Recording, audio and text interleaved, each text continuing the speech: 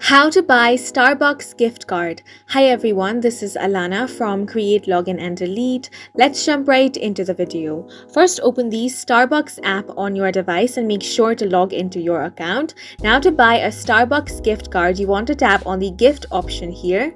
Once you tap on it, scroll down and you're going to find different templates for your gift card. You can select any one of this. Once you have selected it, you will now start to create your e-gift card. For that, you want to enter the recipient's name. Then you want to select the gift card amount.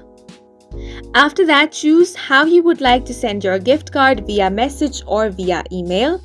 If it is via email, you will have to enter the recipient's email here. Then over here, you will have to enter your name.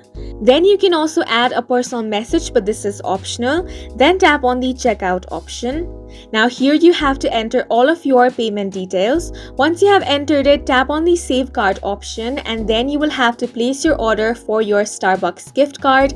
And this is how you can buy Starbucks gift card. Please make sure to hit the like button and subscribe for more helpful tutorials.